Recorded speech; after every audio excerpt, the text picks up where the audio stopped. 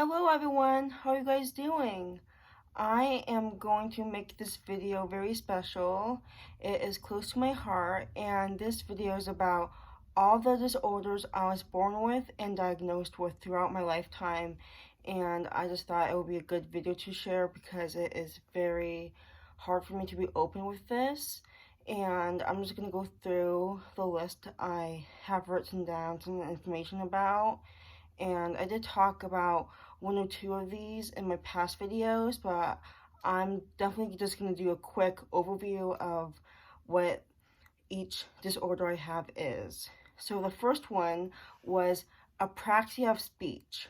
So when I was 2 or 3 years old, I had trouble communicating my needs. My brain knew what I wanted to say, but my mouth and my motor skills couldn't sound out what I wanted to say. So I knew water, and it came out with something different. Or I said maybe pretzel, and it came out different. But I knew what I wanted to say, but my brain to my mouth connection was not working. It was a brain thing from early on when I was a little kid trying to talk. And then number 2 is acid reflux and a quick gag reflex. I had acid reflux really bad as a baby. Day 1, boom, I would throw up on my parents or spit up on my parents 10, 15 times a day for a long time. My throat flap is very sensitive, so no wonder it goes up because I'm just so sensitive near that area. And then my gag reflex, I was low birth weight, so I was 5 or 6 pounds when I left the hospital, closer to 5 pounds. And then I had trouble eating because of my acid reflux. I couldn't contain the nutrients I was getting through my mom or like breastfeeding. And then I had to have some supplement with high calorie formula because that was the only way I could not spit up and make sure I was getting enough food to eat.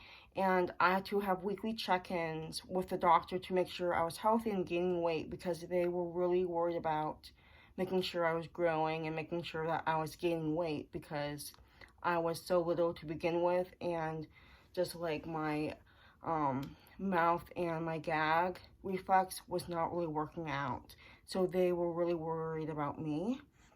And now I'm a lot better when it comes to gag, but I do still am very sensitive with smells and stuff too.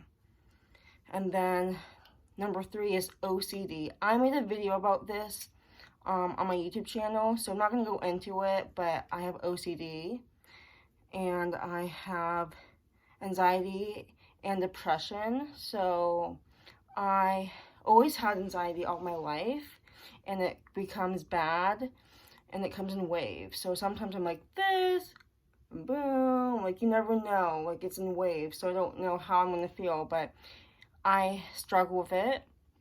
And then if I have so much anxiety built up right here, then it will lead to depression thoughts and just like making me very emotional when I have anxiety. So I had to take some medicine when I was in middle school to make sure that I was stable, and it was just like to just help me with anxiety and stuff. I had to change my diet, and just with all the changes, I went to a new middle school by myself downtown in Portland. It was just very chaotic, and I knew that my parents were trying to help me, so I probably took medicine for at least a few years, and then now I'm all natural. I'm not on any medicines now. Number 5 is hypersensitive to any kind of environment. So that is like sensory issues, as you can say. Like I, in my body, experience environmental changes with sensory input, and it's either I'm over responsive, so like I'm like tense and stressed out, I have anxiety. I'm under responsive, so I need like sensory input, I need pressure, I need heat, I need to be around dogs.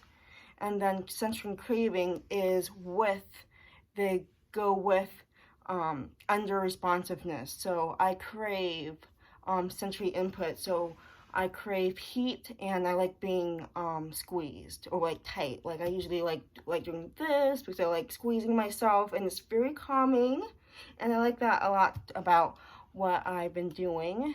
And just that goes in a relationship with each other.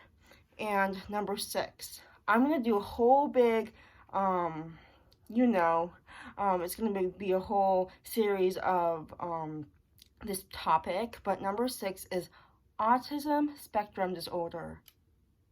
Yes, I am diagnosed with autism spectrum disorder.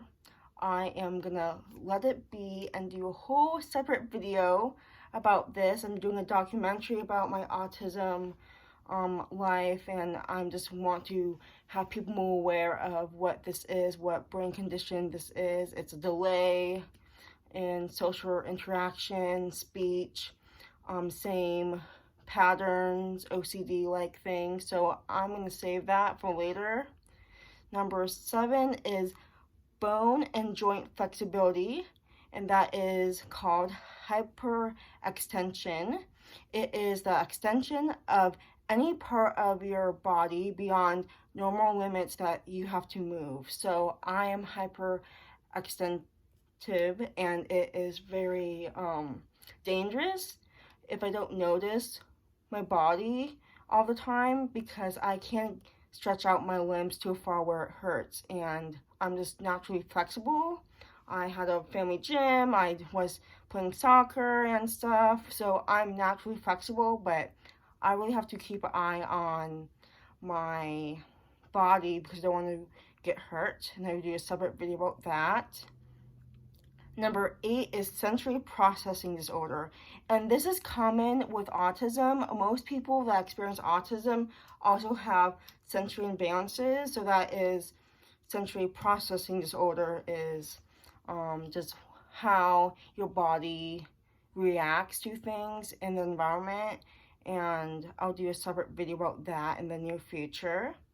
Number 9 is picky eater. I eat a limited kind of food, and it is mild and no spice, and it is usually simple. I like some things mixing with my food, but I like it plain and simple, no sauce, no spiciness. I just like things plain and simple.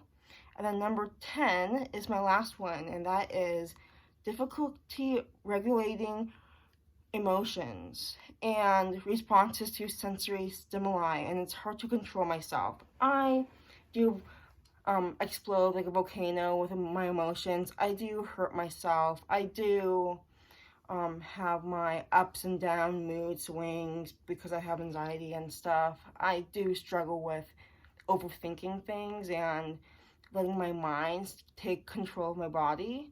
So I have to work a lot on how to just bring my body and my mind in the connection of one, not two, but one, because I need that in my life every day, because everyone experiences stress and anxiety, but it's hard to manage for me because I like things a certain way, I worry a lot, and everything gets set off like that because as I'm growing older, I've been noticing that all my senses are in like that. So it's kind of hard to manage. So that's why I like being by myself. I like taking my downtime, and I just need to find calming and soothing activities because, in a healthy way too. I don't want to like have bad habits because it's hard to cope with how I'm feeling. So I'm just been working on that too. So I hope you like this video. It's been fun to talk to you guys about this, and I'm definitely becoming more open with what I have and what I'm diagnosed with. It is a hard process to figure out how to deal with these things, but it's okay. It's part of life. But thank you so much for watching, and I'll see you in my next video. Have a great day, everyone.